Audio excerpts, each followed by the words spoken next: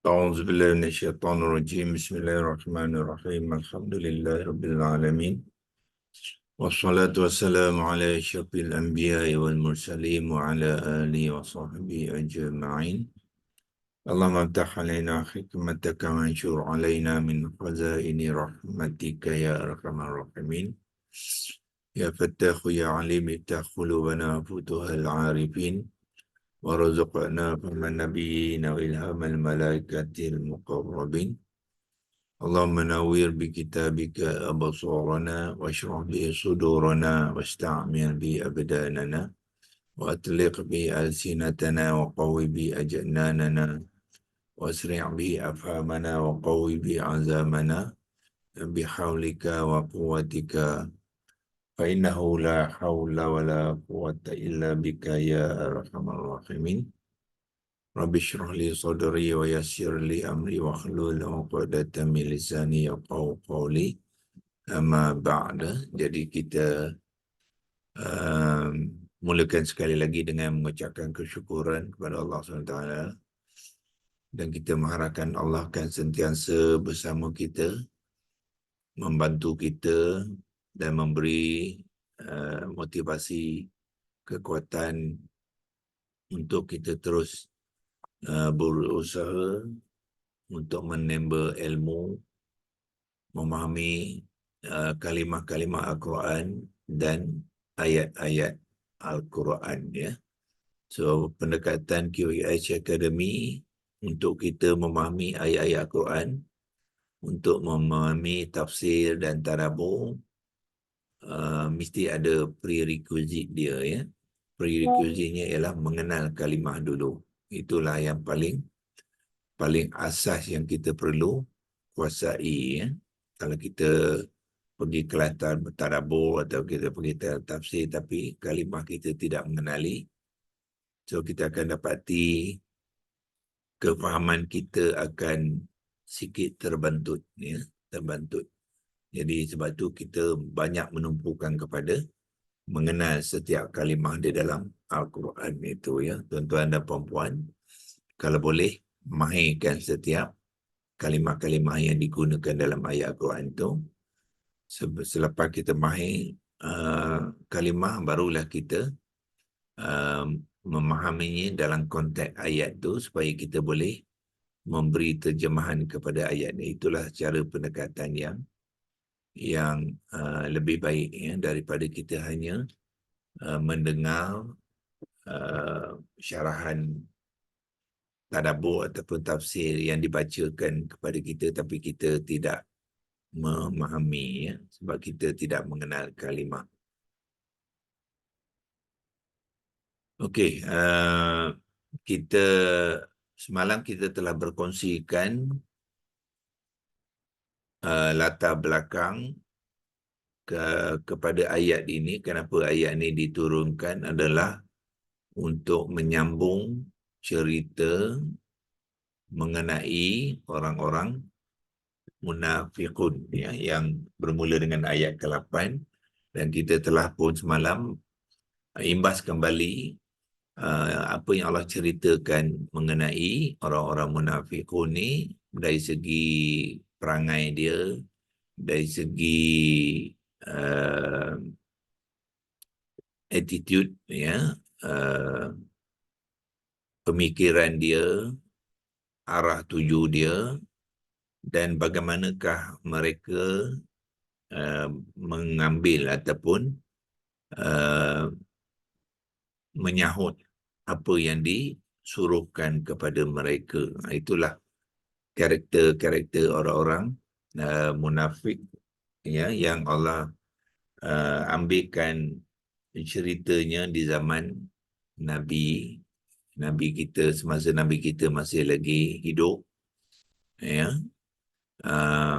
untuk kita jadikan ibrah, untuk kita jadikan pengajaran. Apabila kita boleh mentafsirkannya dan mentadabburnya, kita akan membuat penilaian cerita itu dalam konteks, ya, konteks kita sekarang.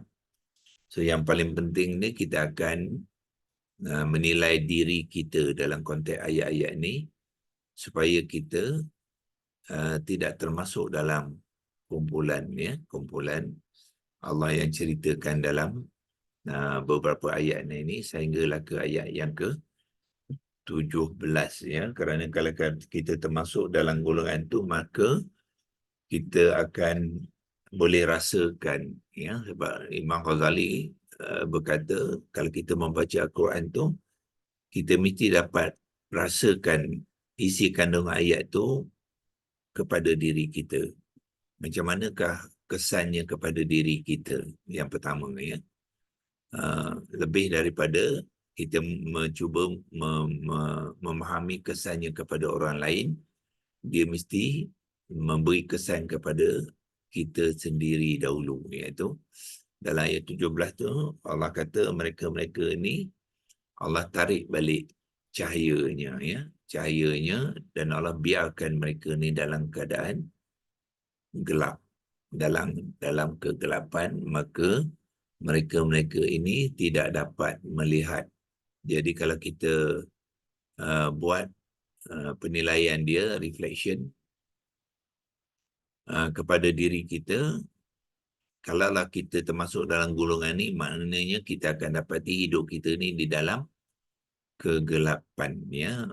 Kegelapan tu maknanya apa yang kita lakukan tu kemungkinan besar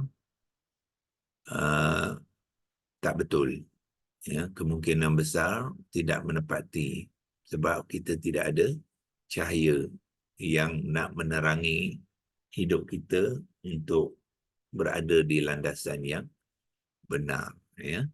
Jadi rugilah kita. Itu yang pertama sekali. Mana kita kena, adakah kita termasuk dalam golongan-golongan orang ni dengan membandingkan apa yang kita lakukan dengan apa yang mereka telah lakukan ya. Adakah bila Allah kata wa iza qila lahum aminu billah, adakah kita menentang atau kita mencari alasan ya untuk tidak beriman dengan Allah? Maksud beriman tu ialah bukannya beriman tu kita kata kita cakap saja kita beriman ya. Beriman tu perlu dibuktikan dengan 3 perkara lah yang kita telah kongsikan semalam: hati kita, percakapan kita dan perlakuan kita.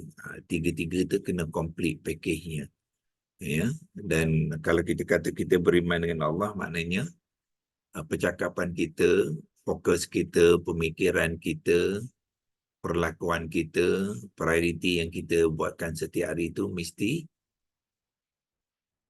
untuk beriman dengan Allah. Jadi beriman dengan Allah tu bermakna yang pertama sekali, kalau Allah suruh kita buat sesuatu di dalam Al-Quran tu, jadi kita kena tahu apa yang Allah ya suruh kita buat. Apa yang Allah arah dalam Al-Quran tu kena tahu semuanya supaya kita tidak terlepas pandang ya, dan kita tidak mengingkari apa yang Allah suruh kita buat. Lepas tu lagi yang kita kena faham tu, kena belajar kalimah-kalimah dan ayat-ayat Al-Quran ya. Jadi kita teruskan dengan apa yang Allah nak sampaikan kepada kita, nak berkongsikan tentang karakter ataupun akhlak ya mereka-mereka yang dipanggilkan al-munafiqun tu.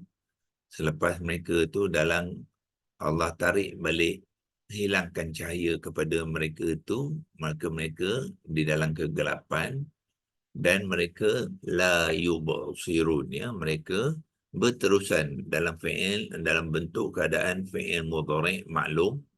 Itu menunjukkan keadaan mereka itu berterusan ya, berterusan tidak dapat melihat. Selagi mana mereka tidak kembali, tidak bertaubat ya, selagi itulah mereka di dalam kegelapan dan tidak dapat melihat kebenaran ya.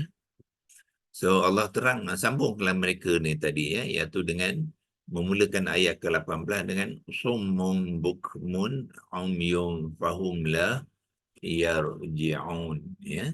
Okey. Cuba kita lihat, ya, summun ni ialah dengan adanya tanwin dan bertanwin ni tiga-tiga kalimah ni bertanwin menunjukkan dia adalah isim nakirah, ya, isim nakirah. Untuk menerangkan masaluhum, ya, menerangkan perumpamaan mereka itu. Jadi sumun ni digunakan untuk menerangkan hum di dalam kalimah masaluhum tu. Mereka tu Allah kata, ya, dalam keadaan apa? Sumun. Jadi sumun tu adalah kita panggilkan keterangan, menceritakan mereka tu, kita panggilkan dia khabar, ya. Jadi Allah mulakan dengan khabar summun. Bukmun khabar yang kedua dan umyun khabar yang ketiga, ya. Jadi kita cuba gunakan leksi logos untuk menerangkan konteks dia, ya. Okey, sebelum tu kita cuba lihat dalam di tafsir dan perkata ni, dia tidak menerangkan sebagai khabar, dia menerangkan kata benda saja. Betul lah kata benda, tetapi kata benda ni banyak pecahan dia, ya. Jadi yang terbaiknya kalau kita boleh mengenalnya kata benda tu iaitu ismun lah, ya, ataupun isim, ya. Kata benda tu maknanya isim, tapi isim apa? Peranan dia adalah isim khabar, ya, yang mana tidak diterangkan. Jadi kita kena bantu dia lah, ya, supaya penerangan tu akan lebih tepat, ya. Cuba tengok, okey, kita pergi tekan di sini, dia akan membawa kita pada ayatnya. Jadi sumun, kata benda ismun, lebih tepat dia adalah khabar yang pertama, ya. Makna dia lah tuli lah. Tuli itu ialah pekak, ya. Bahasa ini panggil dep, pekak, telinga dia pekak. Bukmun, kita tekan bukmun, dia bawa kepada khabar yang kedua, juga dia kata-kata benda juga, ya. Dia tidak menerangkan sebagai khabar. Jadi kita kena bantu dia lah supaya lebih tepat, iaitu isim khabar yang kedua, ya. Iaitu bisu, yang menerangkan hum tadi, ya. Hum tu kalau kita lihat dalam ayat ni pun ada hum tu yang dimasukkan mereka ni, hum tu mereka, ya. Kemudian yang ketiga umyun. Umyun ialah buta. Buta juga, keadaan mereka tu sebenarnya adalah buta. Buta ni lebih kepada yang dimasukkan ialah buta hati, ya. Mata dia mungkin tak buta, tetapi hati dia, ya, hati yang buta, dia tak dapat melihat kebenaran. Itulah yang dimasukkan sumun tu. Sumun sebenarnya telinga dia bukanlah pekak, ya, tapi Allah nak menceritakan telinga yang pada fizikalnya okey, tetapi dia tidak dapat mendengar kebenaran, ya. Jadi konteks kebenaran. Begitu juga bukmun tu, ya, bukannya maksud mulut mereka itu tak boleh bercakap, tapi, ya, mereka bisu apabila membincangkan ataupun berkongsikan kebenaran. Itulah yang dimaksudkan dengan begitu dia umyun, ya, dari konteks kebenaran mereka tak nampak walaupun depan mata, ya. So itulah dipanggilkan khabar, ya, kepada mereka. Jadi dalam kita membina ayat tu, ya, yang lebih baik untuk kita fahami ialah kita gunakan leksi logos, ya. Kita type summun, sod baris depan, mim bertasydid dengan dhammatain, khabar pertama, dan bukmun, ba baris depan, kaf sukun, mim dhammatain. Okey. Cuma sekarang ni leksi logos ni dia tidak ada mim kecil ya. Sebab kalau kita tengok somun apabila mim tu bertanwin bertemu dengan ba tu dia melibatkan hukum iqlab. Ya, iqlab. Ya, sepatutnya cara menulisnya yang terbaik ialah tanwin dhammatain tu kita akan tukarkan kepada dhammah dan juga mim kecil, ya, sebab dia membabitkan hukum iqlab, ya. Tapi leksi logos ni dia tidak ada, ya, tidak ada apa mim kecil tu, jadi kita tak dapat nak menulisnya dengan tanda mim kecil. Yang mana kalau kita tengok dalam Al-Quran tu, ya, tengok di sini dia letak mim kecil tu menunjukkan huruf non mati di dalam tanwin tu ditukarkan kepada mim. Itu dimasukkan, dinamakan iqlab. Iqlab tu maknanya bertukar, ya. Bertukar, jadi nun kecil ditukar kepada mim supaya pembacaan berlaku di mana nun yang sukun sakinah bertemu dengan ba, ya, dan dibaca secara iqlab. Itu hukum hukum tajwidnya, ya. Kemudian bukmun dengan umyun, dia tidak perlulah mim kecil sebab tanwin bertemu dengan ain adalah hukum izhar halqi. So kita ain baris depan, kecilkan dulu sikit.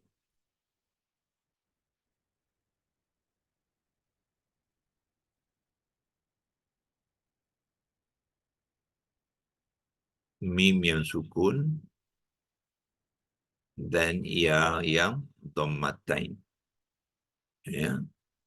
Okey, mim yang pertama saja kalau kita perlu tukarkan, ya, tapi keyboard ni dia tak ada feature tu, jadi kita tak dapat buat di sekarang lah. Kalau kita mahu membetulkannya, tuan-tuan kena pergi ke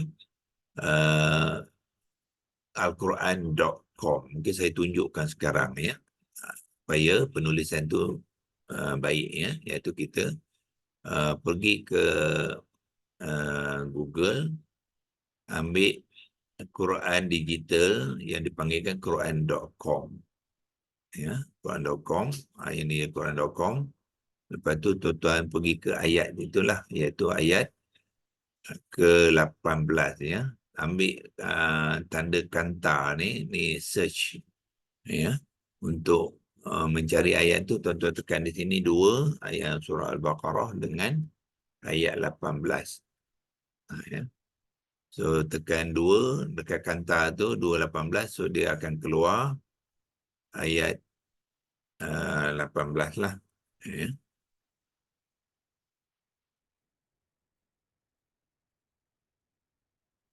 Okey, mana dia sepatutnya keluar ayat tu?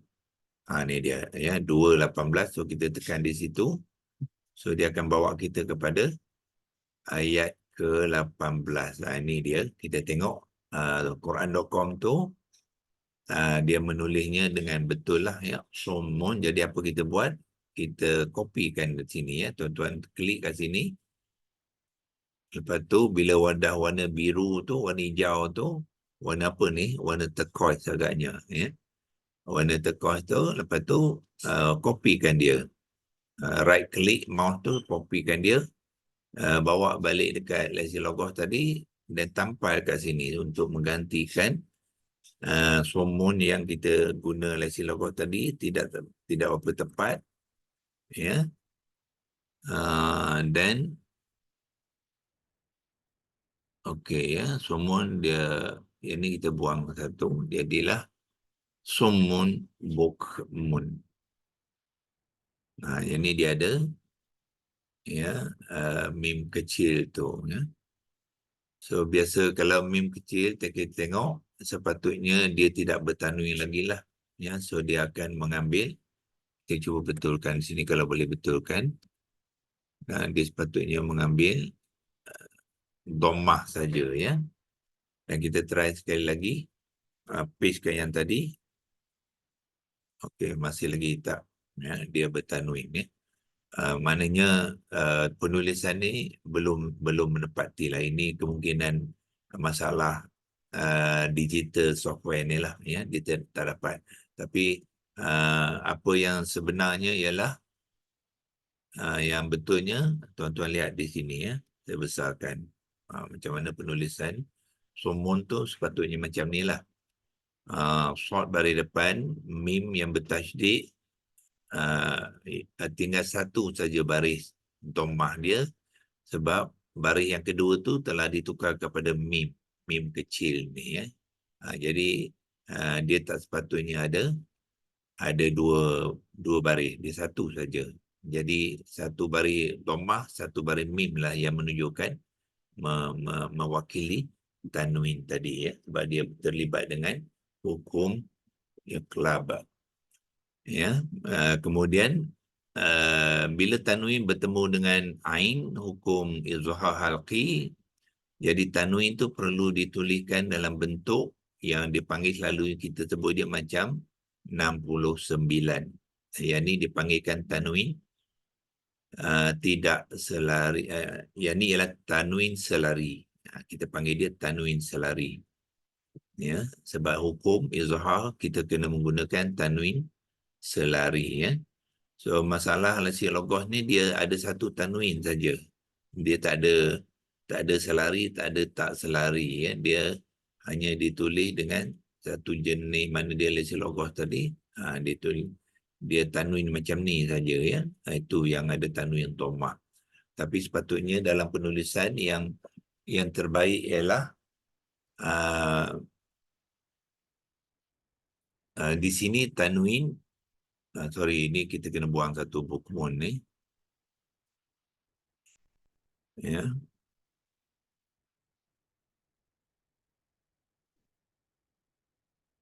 Bukmun, tanwin sini ialah tanwin yang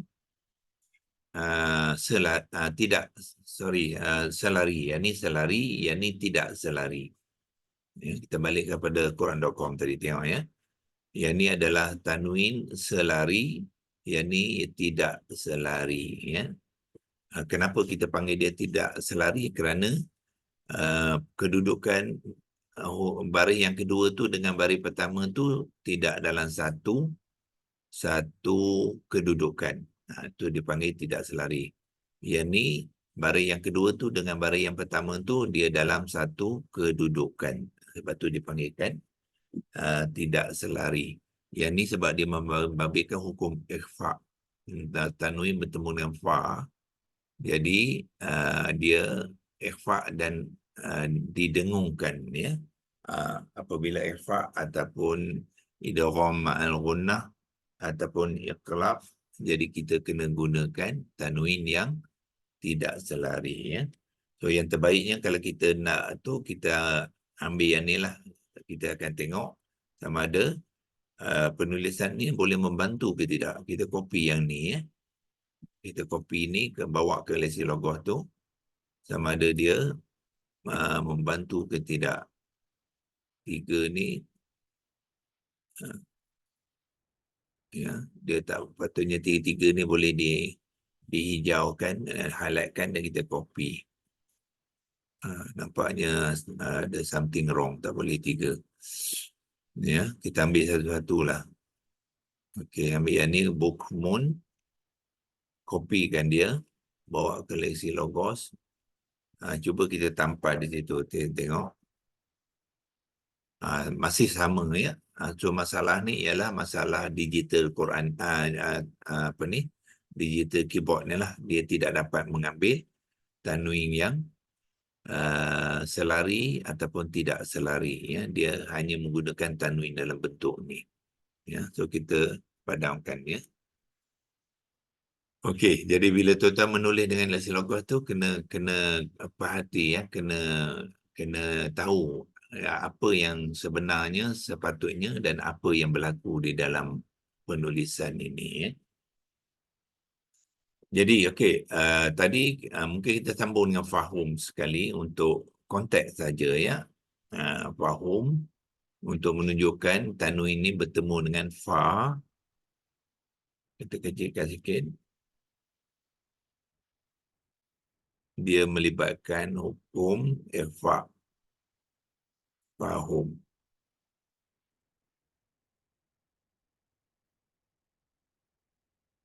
Ya. Sepatutnya tanwin ini sepatutnya tanwin tidak selari. Sedangkan di sini tanwin yang selari. Di sini penulisan sepatutnya satu baris dhammah diikuti dengan huruf mim yang kecil. Nah, itulah cara penulisan yang betul lah. Ya. Tapi keyboard ni dia tidak tak dapat ya, menyesuaikan dengan ya, penulisan yang betul. Dia ada limitation dia. So, ini adalah khobar. Ya. Jadi kalau khobar sepatutnya ada mubtada dalam ayat ni yang memulakan ayat itu dalam bentuk menceritakan siapakah subjek matter dia. Ya, so subjek matter dia ialah whom. Ya, so kita boleh masukkan whom untuk menerangkan ya konteks dia. Whom dengan mim sukun. Whom. Ya.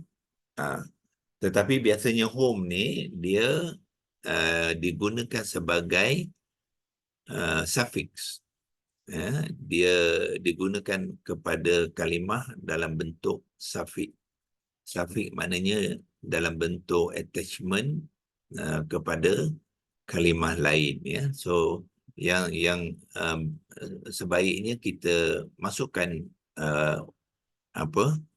Wow. Wow ni ialah wow istighnafiyah.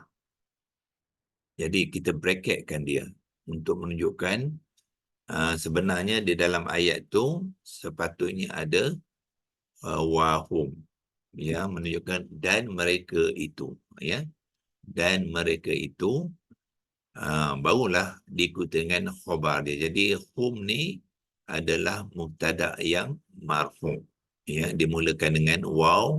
Waw itu hanya penyambung sajalah, conjunction, menyambung cerita ni kepada cerita yang sebelumnya, iaitu ayat yang ke-17. Tetapi kadang-kadang dalam Al-Quran kalimah tidak dinyatakan. So kita panggil kalimah ni sebagai makhzuf ya. So kalau kita nak menerangkan wahum ni, kita boleh gunakan teks ya untuk menerangkan dia ya, iaitu wahum ni sebenarnya kita type kat sini wow ya, situ ada dua apa, dua kalimah. Satu wow, okay, wow yang pertama tu dia panggil wow istighnafiyah. Istighnafiyah. Istighnafiyah maknanya wow penyambung cerita. Wow penyambung cerita dengan home tu ya, kita rumikan dia. Home tu ialah mubtada.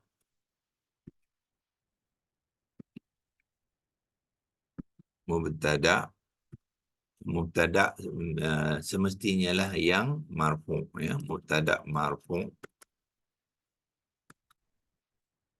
yang mahzuf yang kita M-A-H-Z-U-U-F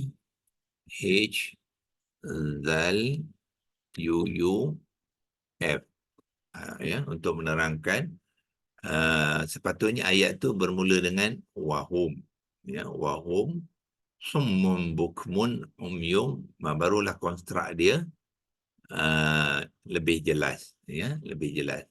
So kita kena faham konstruk apa ni ayat-ayat Quran supaya kita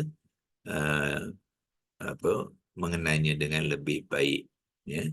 So bila ada mubtada, barulah diikuti dengan khobar. Sebab khobar dia tak boleh memulakan ya ayat. Dia memulakan ayat ialah mubtada.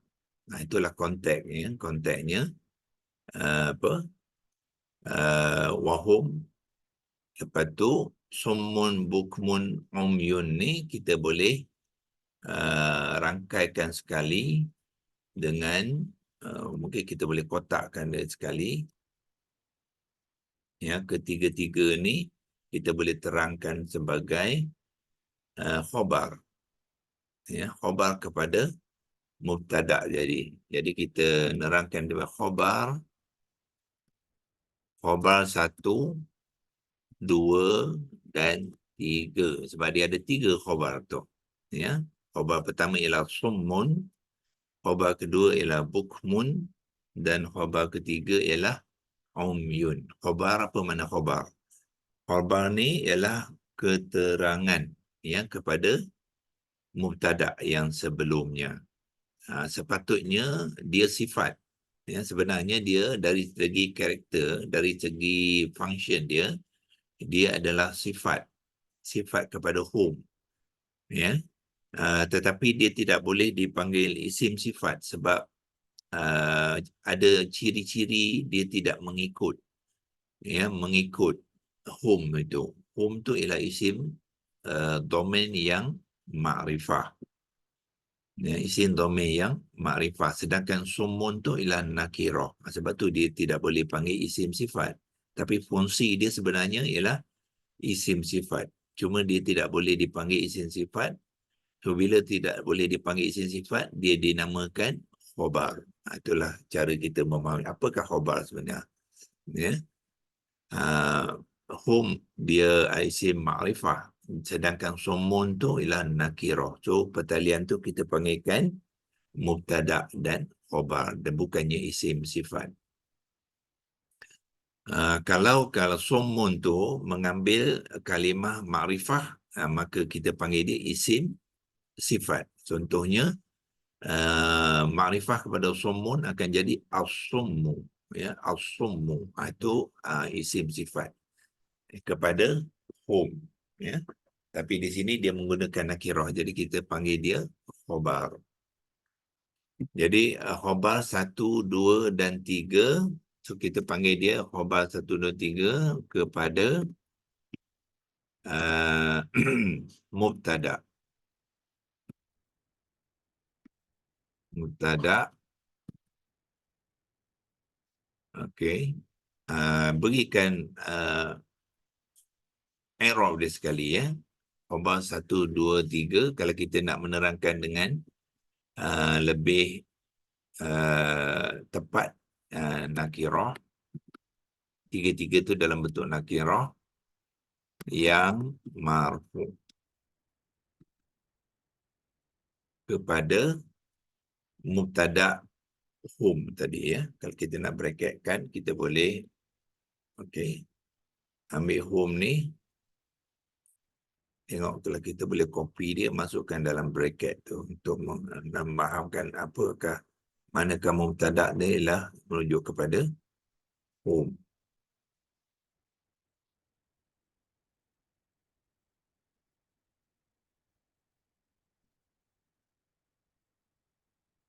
Okey. Itu untuk penerangan kepada summun bukmun umyun. Barulah kita nampak pertalian dia di dalam ayat tu. Ya. Sebenarnya sepatutnya ada mubtada iaitu wahum, dan mereka itu summun bukmun umyun. Jadi masa terjemahan, dalam menterjemahkan kita boleh masukkan dan mereka itu ya. Dan tapi kita kena bracketkan sebab dia tidak ada dalam ayat tu. Itulah caranya macam mana kita nak melihat pembentukan ayat ni daripada kalimah yang digunakan di dalam. Ya, di dalam ayat itu kita boleh arrowkan dia, ambil arrow hijau. Ya, yang ni merujuk kepada wahum yang tidak dinyatakan di tempat tu, kita panggilkan mahzuf. Ya, mahzuf tu maknanya uh, tidak dinyatakan di dalam ayat itu, ya, dia digugurkan. Sepatutnya dia wahum tapi dia digugurkan dalam ayat itu. Kemudian khabar 1, 2 dan 3 nakirah yang marfu' itu adalah menunjukkan kepada summun bukmun umyun. Ya, kita dia letak yu satu lagi, mubtada ya. Mungkin saya bantu di ni mahzuf ni kita apa ni, kita jauhikan dia supaya kita tahu apakah ejaan jauhi mahzuf tu. Kita bracketkan dan tuliskan jauhi dia dengan daripada Lexilogos pun boleh. Ya, kita pergi ke Lexilogos, ambil Lexilogos yang kedua, kita type mahzuf dan kita tampalkan kat situ, ya. Mahzuf ejaan dia ialah mim dengan ha, lepas tu zal, lepas tu waw, fa. Mana fa? Yang ni fa ini. Itu mahzuf. Ejaan mahzuf tu kita kopikan dia, nak menunjukkan, masukkan dalam bracket supaya kita tahu apakah bila kita buat mahzuf tu macam mana ejaan dia. So kita masuk ke dalam bracket yang ini, tanpa dalam bracket. Itulah yang dimasukkan dengan mahzuf tu. Merupakan kita balik kepada Lexilogos yang pertama tadi, yang ini. Ya, itulah sedikit penerangan kepada konstruk dia, ya. Wahum summun bukmun umyun, tapi wahum tu tidak dinyatakan di dalam ayat tu, dia digugurkan. Kita panggil dia mubtada yang mahzuf. Dan bila dia mubtada, dia mestilah mengambil i'rab yang marfu' dan diikuti oleh khabar yang marfu'. Dalam konteks ni khabar dia bukan satu tapi 3 sekali, ya. Summun khabar yang pertama, bukmun khabar yang kedua, umyun ialah khabar yang ketiga. Itulah sedikitnya penerangan kepada apa ya, 3 kalimah yang pertama tu, ya. Dan kita simpan dia, boleh simpan dalam print screen dalam untuk rujukan kita kalau kita mahu menggunakan maklumat ni. Kita simpan dia, ya. Dan besok kita akan sambung, besok hari Sabtu, ya, kita akan sambung hari Isnin nanti. Kita lihat fahum la yarji'un tu apa dia dalam konteks ayat ni, apakah pertalian dia dengan sumun bukmun dengan umyun, ya. Kalau tuan-tuan lihat dari segi cerita tu, sebenarnya la yarji'un tu adalah apa? Adalah tambahan, ya, tambahan kepada sumun bukmun umyun, ya. Bermakna apa? Bermakna la yarji'un tu adalah juga khabar kepada khabar tambahan, kita panggil, ya. Nak menceritakan tentang hum tadi, jadi Allah sambung dengan fahum la yarji'un, ya. Jadi maknanya mereka tu Allah menceritakan pertamanya summun bukmun umyun, lepas tu ada tambahan lagi, iaitu keterangan kepada mereka tu ialah la yarji'un, ya. Jadi hum ni akan mengambil peranan sebagai mubtada balik, ya. So maknanya ada 2 perenggan ayat. Pertama yang summun bukmun umyun, lepas tu fahum la yarji'un, hum tu mengambil mubtada semula, membina satu ayat, ya. Perenggan kedua untuk menceritakan orang yang sama. Jadi fa ni kita panggilkan fa atifah, ya, sebab dia menambah dan menyelaras. Itulah fungsi dia di dalam ayat ni, insyaAllah, ya. So kita itu insyaAllah akan sambung hari Isnin minggu depan untuk memahami pertamanya jenis-jenis kalimah tu, yang keduanya memahami kedudukan ataupun peranannya di dalam pembinaan ayat itu, dan ketiganya kita boleh menterjemahkannya supaya kita memahami keseluruhan apa yang Allah nak sampaikan ya kepada kita nanti, insya-Allah ya. So itu saja untuk hari ini, dan insya-Allah kita akan sambung hari Isnin nanti. Yang ni kalau kita mungkin kalau kita nak guna semula, kita boleh, kalau kita tak nak menaik, kita boleh simpan dia ya. Simpan dia di dalam download, iaitu dalam bentuk teks ya, supaya kita boleh copy dia balik ya. Kalau tidak, kita kena type semula ya, untuk kita tekan save kat sini ya, dan kita pilih folder download ni ya, dan kita masukkan labelkan download sebagai latihan seperti biasa yang kita pernah buat dulu. Latihan hari inilah, hari ini ialah 8 hari bulan Mac 2024 ini sebagai file tu untuk kita cari balik yang mana satu ya, dan kita save lah. Dia dah tersimpan itu. Kalau kita nak guna nanti, kita boleh salin daripada itu dan tampal semula dekat Lexilogos ni untuk sambungan ya, perbincangan kita ya, insya-Allah. So itu saja untuk kali ini. Wabillahi taufiq wal hidayah. Wassalamualaikum warahmatullahi wabarakatuh. A'udzubillahi minasyaitonir rajim. Bismillahirrahmanirrahim. Allahumma arhamna bil Qur'an waj'alhu lana imaman wa nuran wa hudan wa rahmah. Allahumma zakkirna minhu ma nusina wa 'allimna minhu ma jahilna warzuqna tilawatahu ana al-laili wa atrafan nahar waj'alhu lana hujjatan ya rabbal alamin. Wa sallallahu ala sayyidina Muhammadin wa ala alihi wa sahbihi wa baraka wa sallam. Walhamdulillahi rabbil alamin. Taqabbalallahu minkum Minna wa minkum taqabbal.